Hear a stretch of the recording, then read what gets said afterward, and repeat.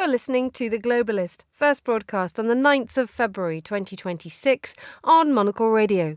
The Globalist, in association with UBS.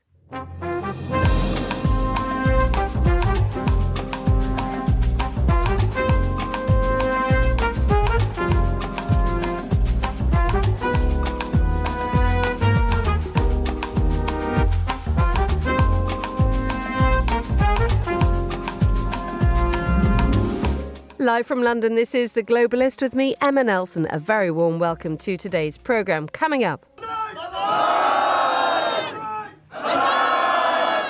Sanamania, the personal cult of Japan's Prime Minister, awards Sanae Takaichi a landslide win in this weekend's snap elections. We'll examine how her popularity will be translated into policy. Also ahead in the next 60 minutes, the latest from the elections in Thailand too, and we'll ask if Donald Trump's Board of Peace will get anywhere with ending the devastating conflict in Sudan. We'll also look at the sentencing of the pro-democracy media tycoon Jimmy Lai. He's just been handed a 20-year prison term. And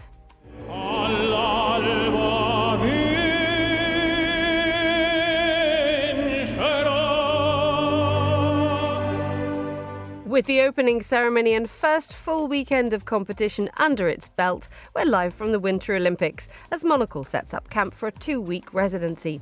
Plus the latest fashion news and Monday's papers too. That's all coming up on The Globalist, live from London.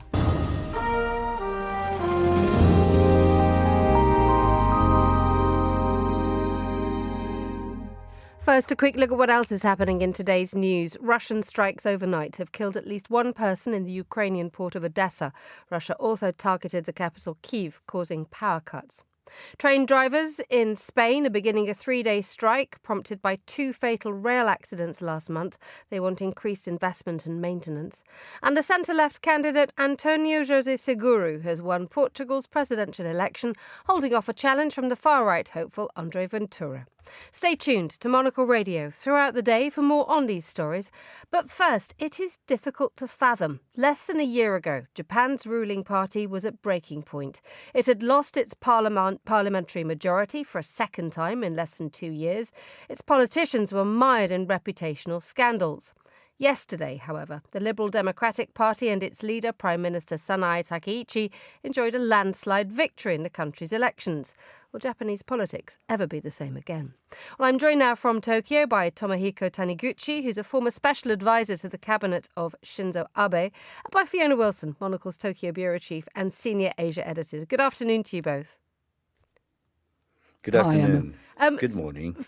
Fiona, let me begin with you, where the time is what? It's just gone 4 o'clock in the afternoon where you are. Has the dust settled? No, I think the headlines will be flowing all day. I mean, it's just been such an unbelievable experience, I think. I mean, nobody could have predicted such a big win. We all knew about Sanae Takaichi's incredible personal popularity. She's been polling really high, particularly with young people, which is an achievement. It's quite difficult to get young people interested in politics. She did. So it's amazing. And I think it's a double story here. It's her personal success, and she's hauled the LDP, her party, with her, and also the absolute collapse of the opposition. And we now know that the big opposition leaders are both resigning. So, yeah, it's been an extraordinary night here. Let me come to you, Tomohiko. This idea that the victory has been driven by one single woman, how accurate an assessment is that? It is extremely accurate. This is a drama crafted, played, and marketed simply by a single individual, Sanae Takaichi.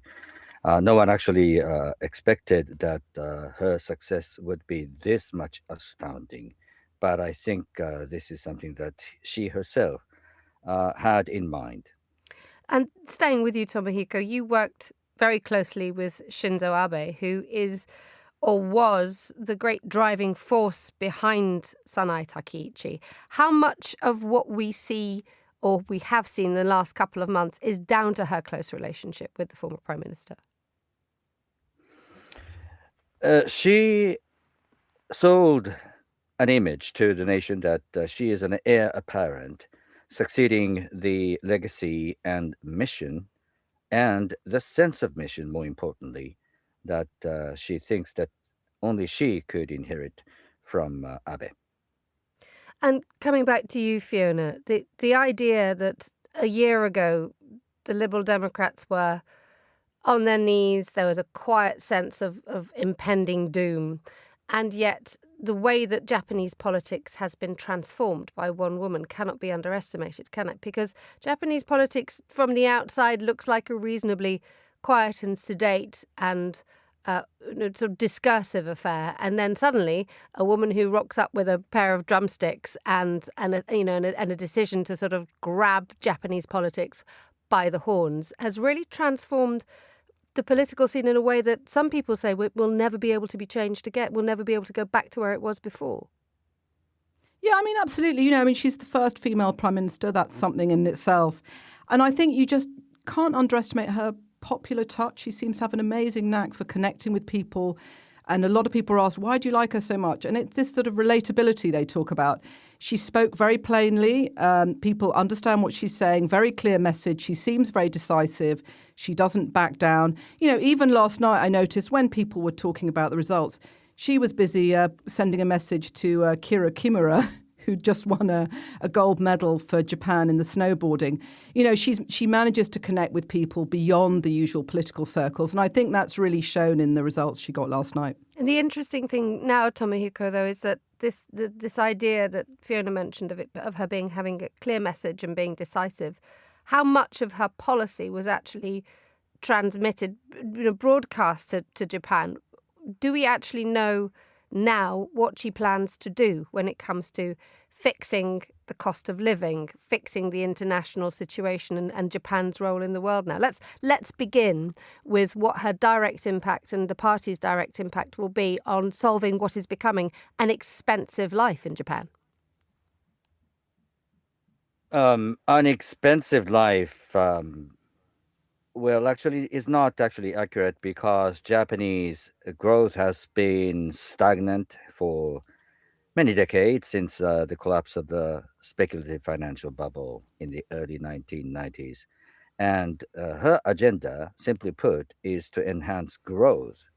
Uh, when it comes to piecemeal agendas of her policy package, not many people among ordinary folks couldn't say exactly what she is for. But when it comes to this simple core message that she is for growth, I think that much has been well understood, better understood than many people might have thought. And coming to you, Fiona, the idea that where are people thinking that she will take Japan now? Because she's elected on an ultra conservative position where there are questions about her attitude to sort of family values, but also the fact that she's going on the anti-immigration ticket as well. And these are very, very strong views that she possesses. Yeah, I think, though, if you looked at the campaign, these were not the big issues. These were not what people were talking about. It was much more of an agenda about the cost of living. That was a big thing. She's had a lot of success diplomatically. I mean, you may think it's a bad thing or a good thing. I don't know. But she was given a complete and total endorsement, as he put it, from Donald Trump, who was quick to congratulate her. She met Giorgia Meloni. She's been seen on the international stage. She brings this kind of energy. And I think a lot of people felt, there wasn't a lot of detail on the campaign trail, to be honest. But what there was a sense of optimism. And I think maybe that's why it sort of captured young people. A bit short on detail, and that will all have to come out now. We do know she's going to see Donald Trump next month. She's going to Washington. So that could be interesting. She's got a big problem with China to solve or otherwise. But that will also be interesting because Donald Trump is himself going to China. So there's a lot coming up in the near future. Let's come back to you, Tomohiko, about this international position that Japan now occupies. Takeichi ending up in a fight with China about a comment she made about what Japan's position would be were the Chinese to take military action against Taiwan. That landed her in diplomatic hot water very, very quickly. Also, this cozying up to Donald Trump is not without its problems, is it? Like it or not, it is very much an imperative for Japan's leader, whoever that may be, to build and maintain very much good rapport with the United States. After all, Japan is surrounded by an unlikely combination of powers. Russia, North Korea, China, all possessing nuclear arms and building nuclear arsenal. So Japan needs to invest further into its alliance relationship with the United States. Speaking of China, it's ironic. If you are weak, you will get bullied even further.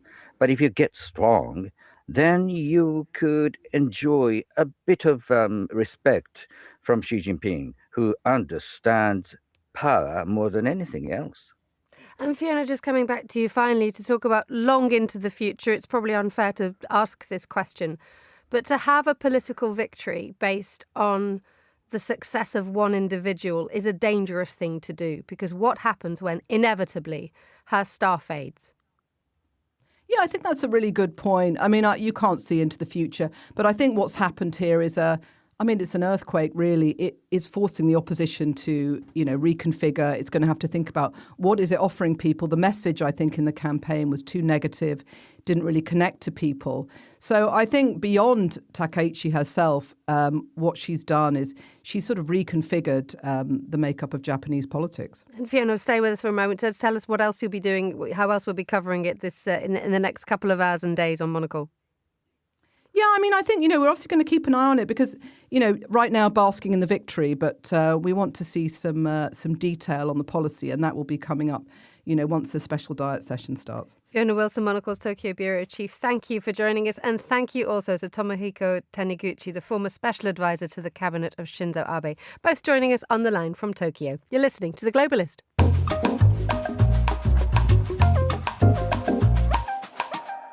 We head now to Bangkok, where the time is just nudging 14:12, because another major election called at short notice was held this weekend in Thailand, where the country's political future is much less clear-cut than what we've just witnessed in Japan. The snap poll was called by the Prime Minister.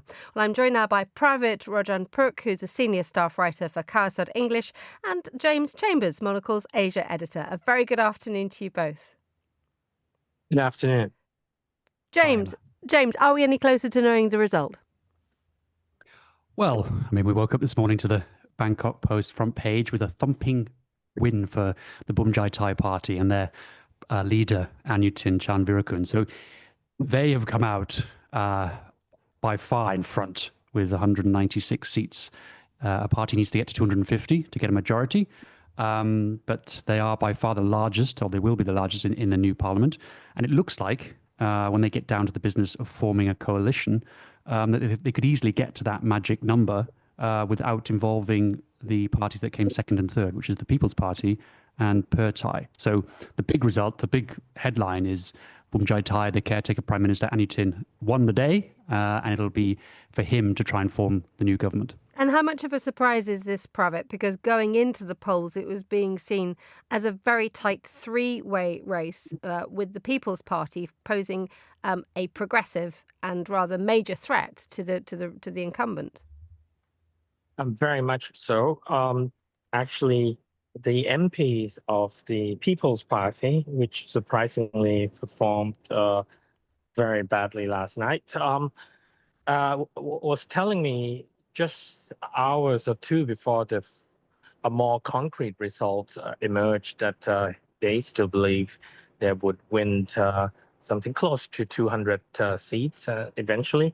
We're talking about something south of 120, so 117 or plus or minus. So it was a big shock to the party and to the public as well. So we are recalculating or recalibrating the prospect of Thai politics in the days and weeks ahead. And staying with you, Pravit, what does that look like? Well, we're going to have a continuation of a conservative party, mind you. Anutin was an incumbent. Surprisingly, he was voted, although he was a third biggest party, but he was able to form a minority government for brief periods of 3 months due to, guess whom, the People's Party, who were having a bad blood with the second largest party at that time, late last year, which was the Pheu Thai party. So eventually, Anutin seized the opportunity as a so-called de facto interim prime minister for 3 or 4 months to prepare himself for election. And then there was this war between Thailand and Cambodia, and his staunch nationalist stance and the gain of some disputed territories between Thailand and Cambodia seemingly have won him a lot of support in the polls. Let's come to you, James, because we want to cover a story that's broken in the last couple of hours, which is the Hong Kong media pro-democracy tycoon, 78 years old, has just been handed a 20-year jail sentence by a court in Hong Kong. It is the most severe punishment that could have been handed to Mr. Lai, isn't it? Well, it's the most severe that's been handed down under Hong Kong's national security law.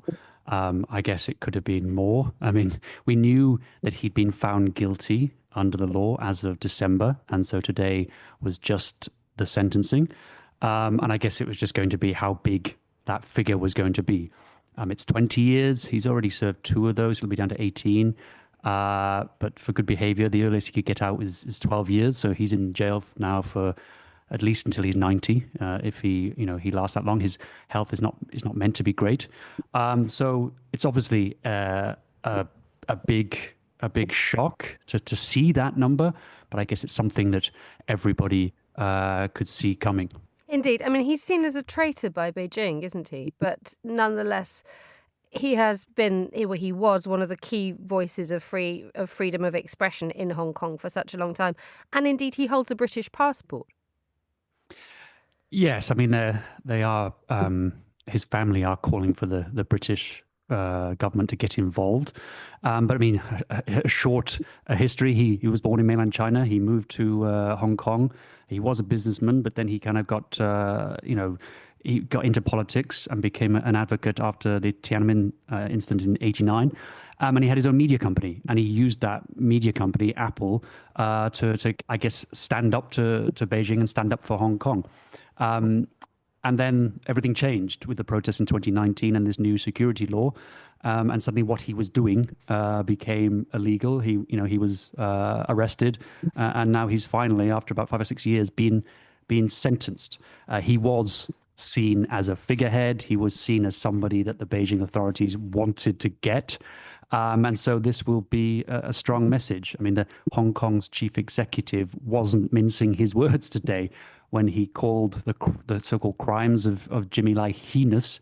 And he was very, very happy that he'd got those 20 years. James Chambers, Monocle's Asia editor, and Pravit Rajanapruk, senior staff writer for Khaosod English, both joining us on the line from Bangkok. Thank you so much. Still to come on today's programme. Every message that we deliver has to be understood. And my parameter is always that a 14 years old in Bariloche, Argentina, needs to get straight away what we are talking about. How do you design an opening ceremony for the Winter Olympics that gets hearts aflutter all over the world? We'll hear from the creative lead for this year's Winter Games. Stay with us on The Globalist. Craft is a matter of perspective, a unique outlook, an obsessive attention to detail. With UBS's Chief Investment Office Houseview, we're focused on identifying the latest investment opportunities and market risks to help you achieve your financial goals, so you get the big picture broken down into thought-provoking insights. Delivered daily and curated by over 200 globally connected, locally active analysts.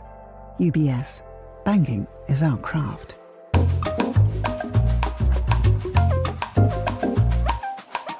Let's continue now with today's newspapers. Joining me is Yossi Meckelberg, Senior Consulting Fellow at the MENA programme at Chatham House. Good morning, Yossi. Good morning. I've messed your name up again. I always do every single time. I'll get there one day. How's life with you? Life is good. Yep. Yeah, Monday morning after a nice weekend. Good. Glad to hear it. Here we go. So let's turn our focus. The spotlight of the world's news has moved away from Israel for a little while. Yeah. But it is now going to return because Benjamin Netanyahu will meet Donald Trump this week. Yeah. And it's not only about Netanyahu, it's about Iran and the negotiation that started in Oman on Friday. And this seems to be, the United States and Israel are not on the same page. to begin with, it seemed like this. They're talking not only about nuclear enrichment uranium, handing the enriched uranium, the missing 400 kilograms of highly enriched uranium, but also the issue of ballistic missiles, stop developing ballistic missiles beyond 300 kilometers, which bothers Israel, of course, and supporting the proxies, Hezbollah, Hamas, Houthis, and the others. And came Friday, and for Israel liking or Netanyahu, it seems, too cozy about between the negotiator Witkoff and Kushner on the one side, Arkachi on the Iranian side. So he decided to fly, and it seems that he got the kind of the green light for Trump to come and see him. We all was to think, put it kind of Netanyahu living with urgency in a week that he need to give also 3 days evidence in court in his corruption trial. It's always make you think, is it about Iran? Is it about the trial? Or is it more about Benjamin Netanyahu? Yeah. There's an article in the Washington Post, an organisation which I think we've heard this morning, a third of all its staff are being let go. But the writing is brilliant, and so we still keep going back to it. The idea, though, that we want to know what the purpose of Netanyahu's visit is. I mean, you mentioned the fact that he has this 3-day corruption trial that he has to appear for. But what does Israel actually want from these talks between the United States and Iran? Because it does not want agreement, does it? So I think there is the text and the subtext. It seems that if the negotiation goes well, according to Iran and the United States, the option of military, the military option is off the table, and then Iran and the United States agree on some sort of nuclear agreement without limiting the range of ballistic missiles and without limiting the support of proxies in the region from Israel point of view, being next to the Hezbollah, the Houthis launched missiles in the last 2 years, and supporting potentially Hamas, what left of it. It feels as a danger. So this is kind of, without the military option still there, I think that's what the sense of urgency for Israel. But those are very, very early days in this negotiation. They are going to be tough.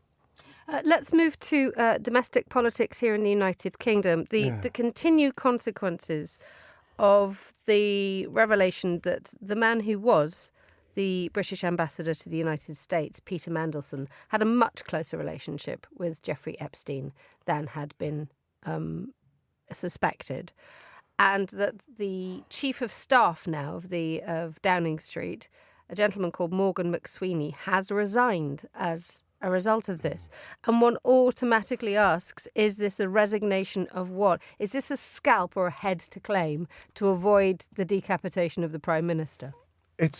I think there is an element of sacrificial lamb, though calling McSweeney lamb is a bit kind of...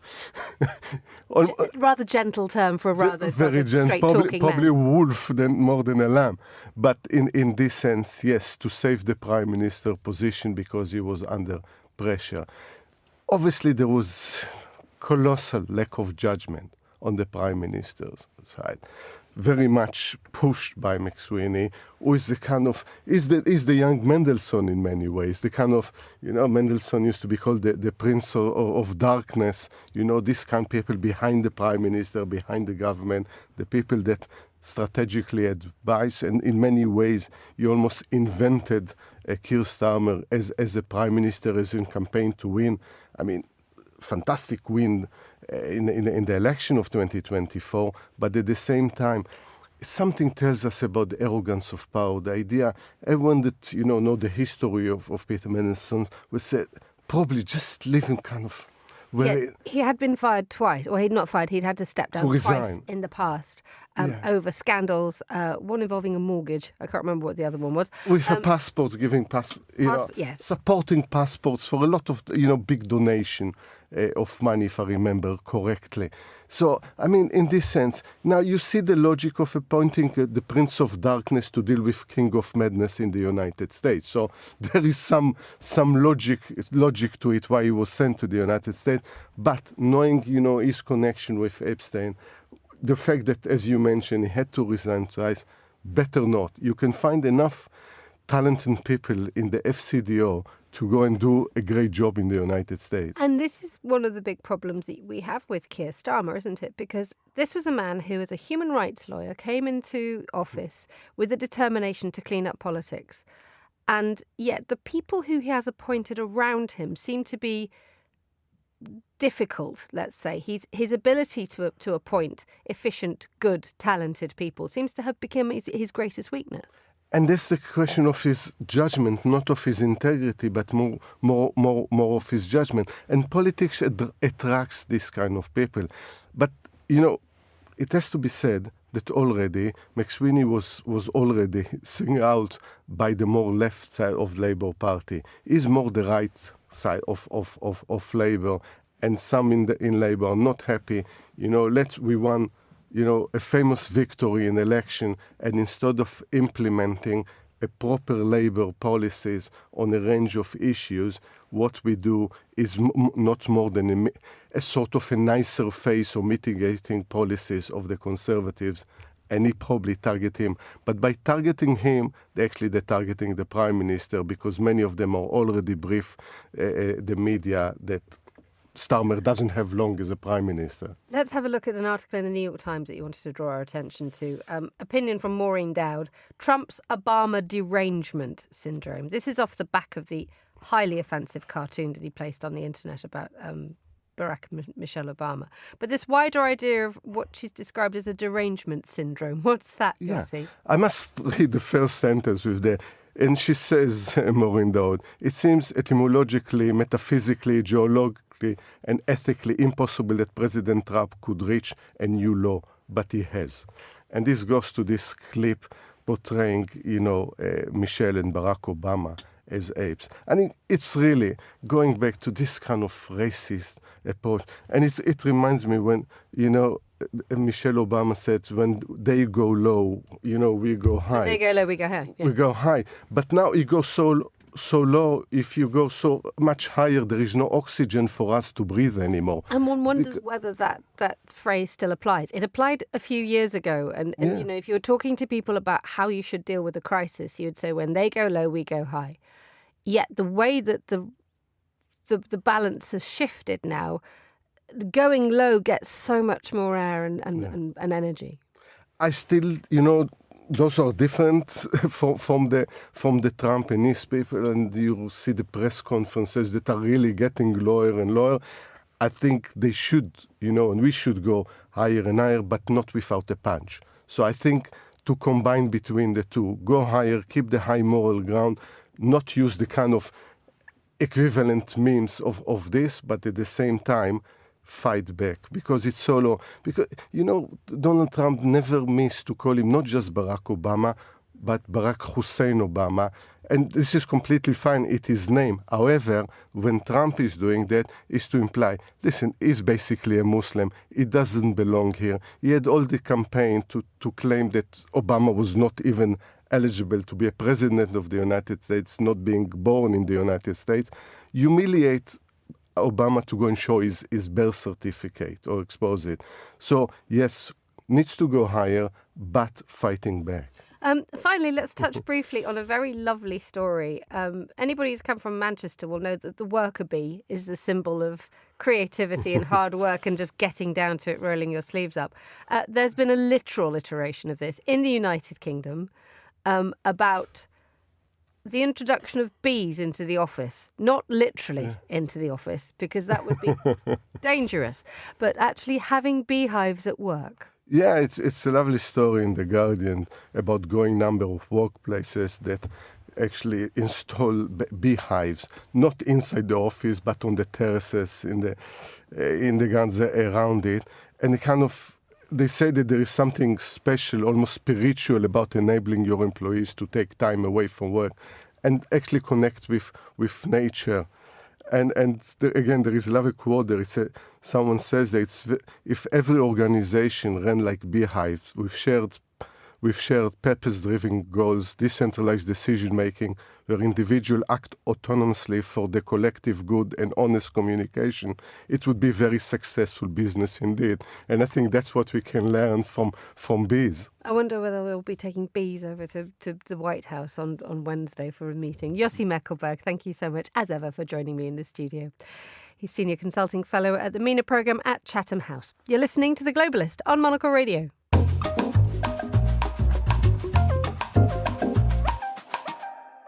Now here's a quick look at some of the other stories we're following today. Russian strikes overnight have killed at least one person in the Ukrainian port of Odessa. Russia also targeted the capital Kyiv, causing power cuts. Train drivers in Spain are beginning a 3-day strike prompted by 2 fatal rail accidents last month. They want increased investment and maintenance and more staff. And the centre-left candidate Antonio José Seguro has won Portugal's presidential election. He held off a challenge from the far-right hopeful André Ventura. The presidency is largely ceremonial, but the role has certain key powers, such as the ability to veto government decrees. This is The Globalist. Stay tuned.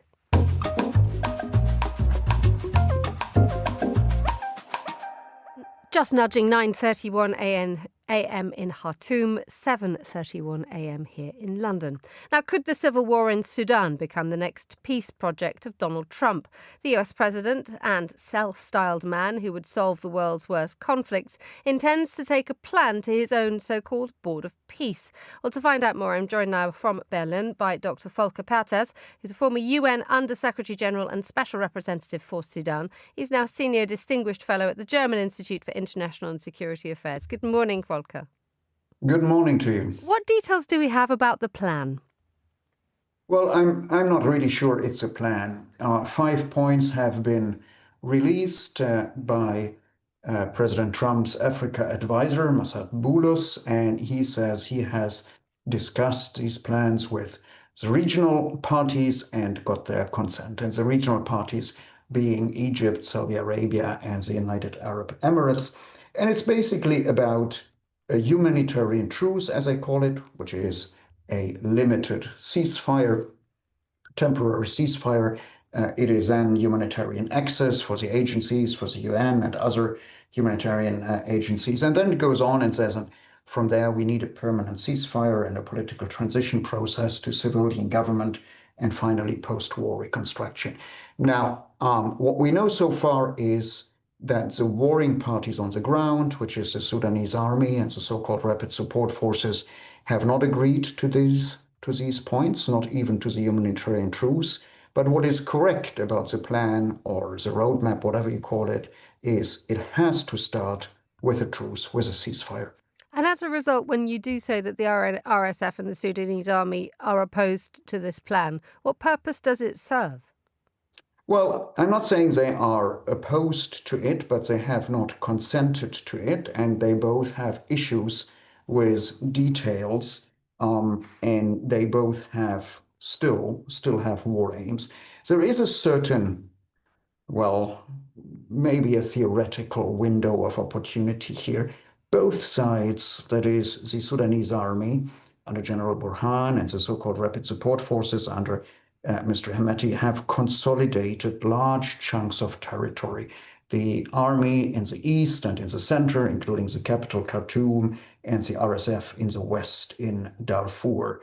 There are still battles in the middle of the country in Kordofan, but in a way, the areas which are consolidated are very, very far away from one another. That's more than 1,000 kilometers. And so there would be a chance to put pressure on these parties and say, well, stay where you are and cease fighting and allow humanitarian agencies to support the people in your respective area of control.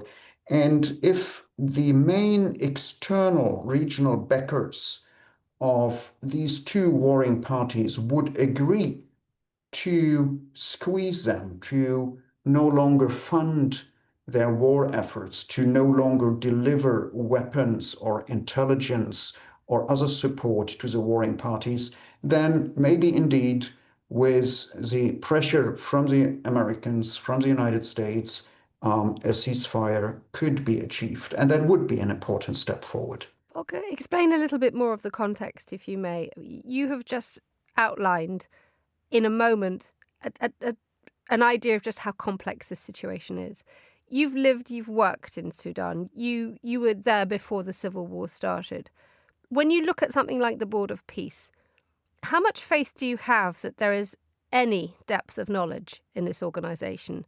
And how much of an understanding of what is going on exists in among those who are trying to bring about peace at the moment? Well, the Board of Peace is irrelevant here. What is relevant, and even Masad Boulos said so much, is that a plan, if it is indeed agreed, if the warring parties consent to it, is brought to the Security Council, or even before that, in order to put pressure on the warring parties. It is not so relevant here how much expertise there is in the White House at the moment, or whether President Trump uses the diplomats and the experts which the Americans have in the State Department and in other agencies, in the CIA, for example.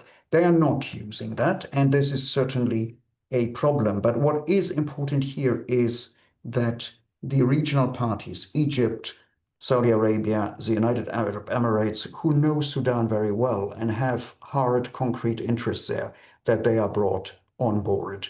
And maybe that is something, because they all want good relations to the US, they all want to be on the good side on President Trump. Maybe that is something that can be achieved.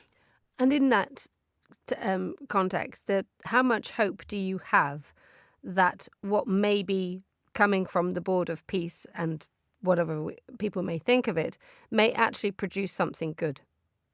Look, the Board of Peace has been established in order to secure the ceasefire and a form of peace process in Gaza. And I think it's good for that because relevant parties are there.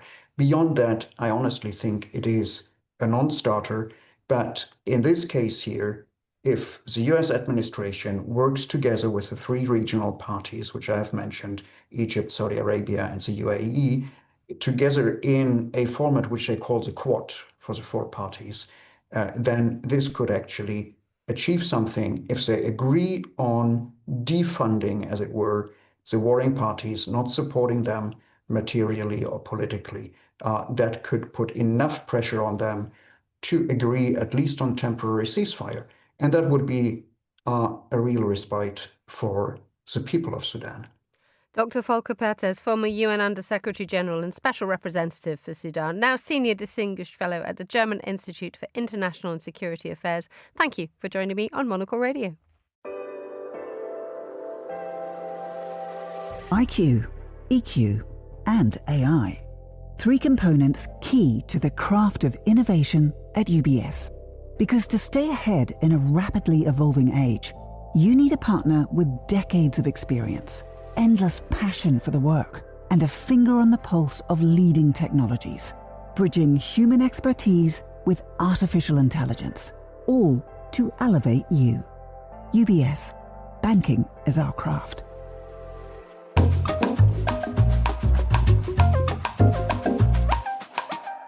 Let's have a look now at fashion and retail news. Joining me in the studio is Rebecca Tay, retail expert, brand consultant, regular voice around the microphones. Very good morning to you, Rebecca. Good morning, Emma. You're nice looking to be here. resplendent in lemon. Oh, Tell me, what news from the world of fashion? Well, Peter Moulier has finally been announced as the creative director at Versace. So they announced at Alaya that he'd be stepping back on January 30th. And then just a few days later, which is quite quick sometimes, sometimes these things can kind of drag on when it's the sort of news that everybody knows about, but nobody's actually announced yet. But just last week, he was finally announced as the chief creative officer at Versace. So he won't actually assume the job until July 1st. And until then, we have Paris Fashion Week, and he'll actually show his last collection at Alaya. But it is quite exciting news. It's very exciting in two ways. He's enjoyed a reasonably good tenure at Alaya for starters, but the fact was that Versace needed a name that would carry it forward in a way that we're seeing with a lot of the ultra-luxury houses at the moment. Yes. And longevity is the thing that everybody has been looking for. And you're looking at it, Jonathan Anderson at Dior, Mathieu Blasi at Chanel. Will Moulier be able to do what the other creative directors seem to be quite good at, getting a handle on straight away? Yes, I think he will. He is very talented and he is very seasoned. I think we've been talking about him. He's been in the limelight since he's been at Alaïa for 5 years. But actually before that, he was working alongside Raf Simons for many, many, many years. And so there's this story that obviously Raf Simons has been at Prada now for 5 years. Maybe he had a hand or a little bit of influence behind the scenes to bring on his former right-hand man. At the Alaïa show in September, he was... there was a very emotional, very beautiful moment between the two of them, between Peter Moulier and Raf Simons. And so there's this sort of idea that he has had quite a history already in the fashion industry. He can bring the fashion house forward. And as you said, Versace needs that rejuvenation, but also someone to carry it into the next... it's 48 years old, maybe the next few decades then. Where are the good Italian designers coming up, though? Because, we're looking at Armani, which needs to find its future after Giorgio Armani died last year. We're looking at Versace. Belgium seems to be doing really well in terms of producing clever designers. You mentioned Raf Simons, and we also have, Peter Moulier. But one wonders where the Italian voice is coming from and the Italian eye. Yes, it's a very good question, because I think also when Dario Vitali was first announced at Versace, there was this sort of idea that he was very Italian. He had been there for a while. He had this sort of kind of voice, I think, that would sort of bring that home. But that is getting a little bit lost, I suppose. And so I think it's more about kind of looking into what does Italian fashion actually mean? Is it about the heritage codes, or what is it that sort of comes out? So I think at Versace, there is very much these, there's the Medusa, there's lots of codes for Peter Moulier to really dig his hands into or dig his feet into. But it's whether or not that actually means he'll have to, feel a little bit more kind of into that Italian mentality, or whether that's actually irrelevant these days and it's more about actually what the house historically has had. And let's look at the way that this is being reflected. The List Index it's a quarterly ranking of fashion's hottest brands. Yes. Number one is Saint Laurent. Then there's Miu Miu. COS popping up. Ralph Lauren did very well at the Winter Olympics opening series. And then Prada. And Coach doing a phenomenal, amazing surprise job at number 6. What does the overall look of the list feel like to you? Feels like there's this sort of distillation of what does a house actually mean. There's so much noise out there when you open your phone and you open an email or you look at social media. There's so much noise, and I think customers are really kind of looking at what does a brand actually stand for? What does it mean? Ralph Lauren, we've talked about it a lot over the last few months because I think it dominated TikTok and the social media and all the media over the Christmas period because of Ralph Lauren Christmas. Everybody was talking about Ralph Lauren Christmas. Obviously, it didn't hurt that Ralph Lauren himself also received the Designer of the Year award last year. But their sales also speak to that. So their sales are up about 12%, if not more. And as you said, they've had a huge presence at the Olympics. So there's just this real kind of desire to understand what a brand actually stands for. And when you think about Ralph Lauren, I think the quarter zip polo is one of the hottest items also on the list index. So this sort of just really understanding in an instant second what a brand actually stands for. And this is reflected in the fact that there are at least 2 high street names. COS is number 3. Massimo Dutti is at number 16. Yes. That accessibility of good design is really huge, isn't it? Yes, exactly. So I think Coach also speaks to that. It's this sort of mid-price point, understanding that you're getting good quality, which I think Massimo Dutti, customers of Massimo Dutti and also of COS know that, you're getting good basics at COS, a little bit of a fashion forward angle. And at Massimo Dutti, you're getting a little bit of that trend, but also very, very good price point. Why pay £2,000 for something when you could get it at Massimo Dutti for £400? Rebecca Tay, retail expert and brand consultant. Thank you so much for joining me in the studio. This is The Globalist.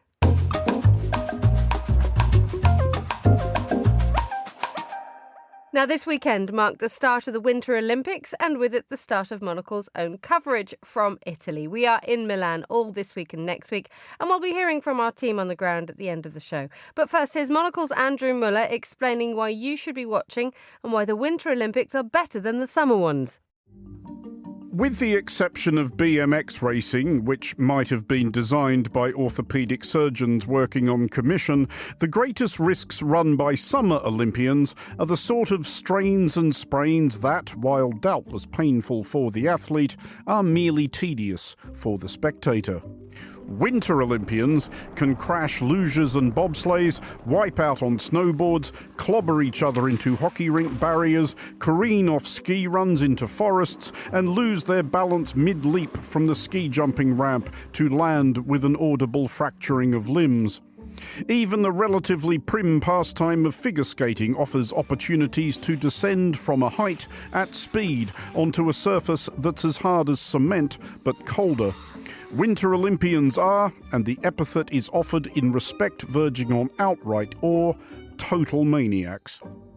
The Winter Olympics have generally been regarded as a junior partner of their summer counterpart. The cold weather edition started later. The first was held in 1924, 28 years after the first modern Summer Olympics, and the Winter Olympics involves a smaller number of competitors, as fewer countries have climates conducive to the training of athletes. Just 91 nations competed at the 2022 Winter Games in Beijing. By contrast, 204, including the refugee team and independent contingent, attended the 2024 Summer Olympics in Paris. A lack of snow at home does not have to impede competing in the colder months. Indeed, it should be considered a challenge.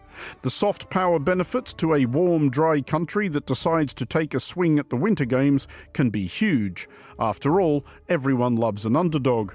The Milano Cortina 2026 Winter Olympics will feature competitors from such unlikely places as Brazil, Eritrea, Haiti and Madagascar, all of which might leave without a medal but will win a raised profile. The model for this sort of enterprise was established in 1988, when Jamaica greatly enhanced the general gaiety by sending a bobsleighing team to the Calgary Games.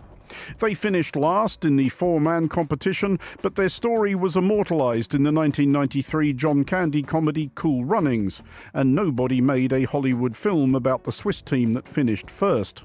Feel the rhythm! Feel the rhyme! Get on up! It's bobsled time! Cool Running! Somewhat unfairly, the Jamaican team also drew the spotlight away from their Caribbean rivals from the Netherlands Antilles, who proved to be better bobsleighers. But this is surely the Olympic spirit at its purest, the joy of taking part, with not the faintest prayer of winning. And the 2002 Winter Olympics in Salt Lake City gave us what was arguably the most useful and heartening morality fable in the history of sport. On the last lap of the final of the men's 1,000 metres short track speed skating, Australia's Stephen Bradbury was a distant last and possibly beginning to console himself by pondering the miracle that he was there at all. Bradbury had come back from hideous injuries twice in his career, an accidental slash from a rival's blade in 1994, which had spilled 4 litres of his blood on the rink, and a broken neck from a crash during training in 2000, which prompted the doctors who repaired him with screws and steel plates to tell him that he would never skate again. But at the final corner of the race, all 4 of Bradbury's rivals fell over each other, leaving the Australian athlete cruising to gold, bearing the expression of a man realising that he would never again pay for a drink back home. But the Chinese skater on the outside, oh, and it's a lot of contact, oh! They've all gone down, Bradbury is going to come through and win gold! It was a reminder that fortune favours not merely the brave, but every so often the diligent, pragmatic and patient. For Monocle Radio, I'm Andrew Muller.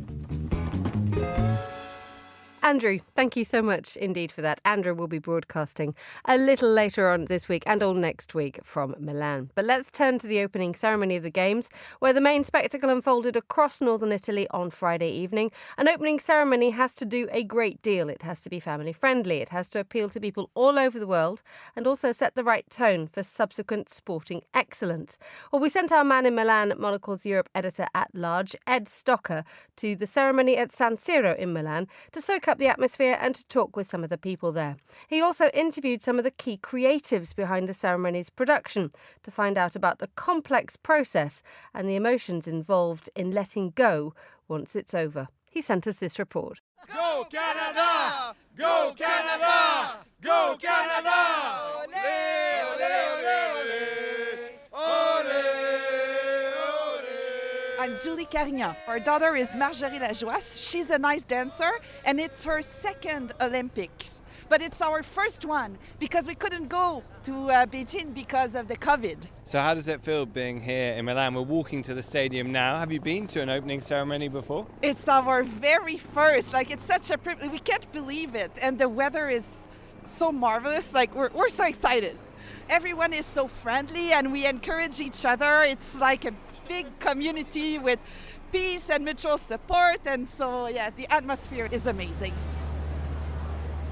We're inside the stadium now for the opening ceremony. There are a lot of people funneling towards the gates.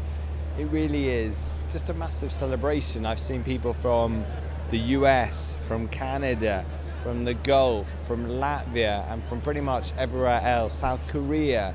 Everyone united by sport and just having a massive global party.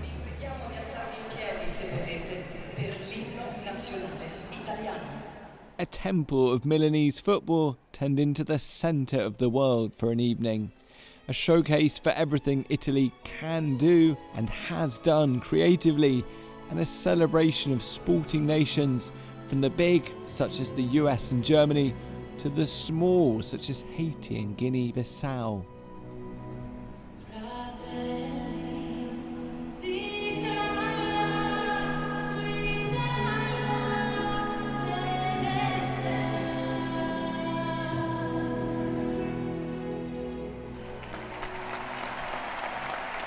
The stadium audience, in festive spirit, is given flashing bracelets that make the mass pulse and sparkle. But behind the slick execution, the perfect choreography, the spine tingles delivered by opera singer Andrea Bocelli,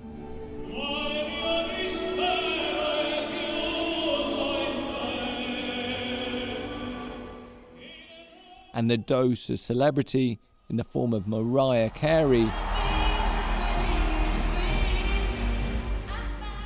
and the surprise appearance from Hollywood actress Charlize Theron, there's a huge team of behind-the-scenes professionals and volunteers. Marco Balic, whose CV includes organising the Rio Summer Olympics closing and the curtain raiser for Torino in 2006, is creative lead for the 2026 opening ceremony.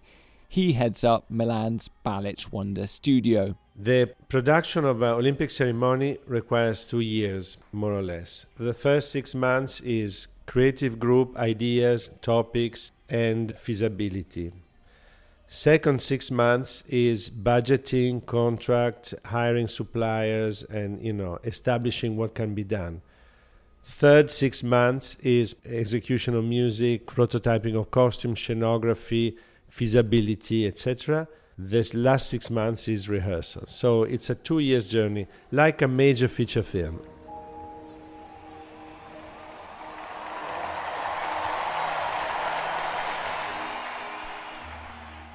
Add to the mix this year the logistics of linking the San Siro ceremony with other northern Italian locations taking part via video link, Cortina, Livigno and Predazzo. And while the narrative thread of the night, all about peace and harmony, may look effortless, it's been a long, albeit rewarding process. I'm Lulu Helbeck. I'm one of the creative directors of the Winter Olympic Ceremony Milano Cortina 2026. There's different phases of the project. There's the moment where you have to get the idea, which is terrifying. And every morning you think you chose the wrong job. Why am I in this state? And you just want to open like a bar in Puerto Rico. And then you read and you study, you look for something. It's like a big research. And then finally you see a little thing, a spark somewhere, and you start to nurture this spark and it becomes an idea. And little by little you say, maybe this is a good idea. And then you start to tell this idea to other people. And then when the other people, you see in their eyes something like the same spark you felt, then it seems that it's the right thing. And then you put together, it's always a big collaboration, especially in the Olympics. You work with many, many people. The creative team is big, not only you and the other co-directors, but it's set design and costume design and a music director and all the other people that help you. So it's really a teamwork. At the end of the day, you need to make people feel something, and to do it in a universal way. Here's Marco Balic again. I would say that being Italian, I like to have strong emotional statements, something that celebrates and creates a kind of an emotional statement in the audience, in the stadium, in Cortina, and around the world through the cameras. I always remind myself and everyone around me that we have been broadcasted by 197 broadcasters around the world, which means that every message that we deliver has to be understood. And my parameter is always that a 14 years old in Bariloche, Argentina, needs to get straight away what we are talking about. If we nail that, I'm sure that everyone gets the message, and even the most reluctant and faraway population. So the emotional journey is really not about the celebrity. The celebrity is just for some media hype, but the show, it's a big, beautiful, rich, expensive statement about Olympic values. Letting go of the creative baby once the ceremony is over can bring mixed feelings, something the team is used to. Not that it makes it any easier. Simone Ferrari is another creative director for the show and also deputy creative lead. There is a great director in Broadway that used to schedule a meeting about the next project the morning after the show. And in a way, I understand why he did it. I didn't do it, but I am already focused on the next one. But yes, you are really letting a show breathe on its own, and you abandon a ship where you have traveled together with so many friends for a long time. So it's a day of joy, is also a day of loss in a way.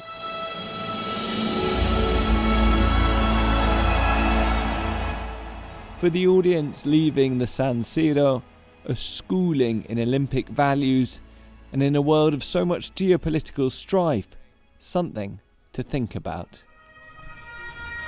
It's been a slick show here in Milan. It's been a long show, but it's also had this incredible message that the world really can come together over something as simple as sport.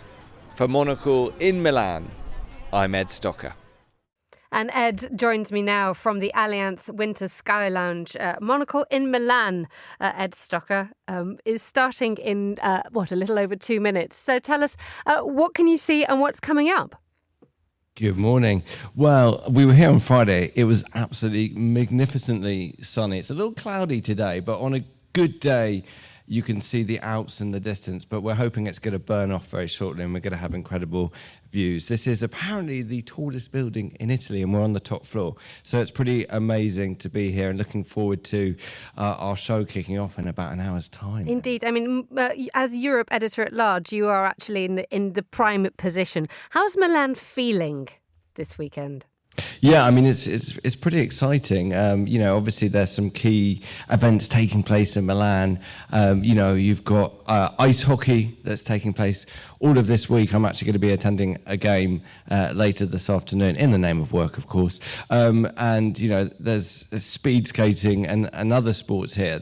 I guess the interesting thing about these games is the fact that it's spread all over northern Italy. So it's just this amazing opportunity to maybe hop around different locations and see all the magnificent alpine locations that are on display for these games. How does that create something coherent? I think it's really, just trying to make sure that the best sports are in the best locations, and they are united by being these alpine locations. So it's this sort of pan-alpine celebration. They're all linked by being close to the mountains. And you forget, Emma, that, you know, Milan is this thriving, busy city, but it's so near to the mountains. You can be in the mountains in about an hour's time.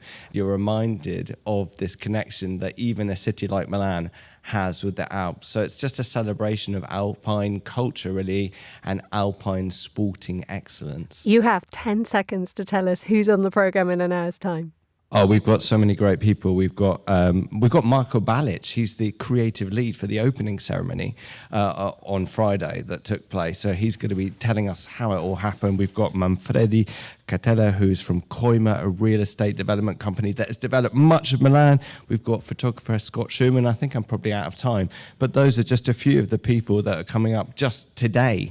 And we've got 2 weeks of this incredible show, so we're going to have lots of fantastic people, Emma. Monocle Radio taking up residence at the Allianz Winter Sky Lounge.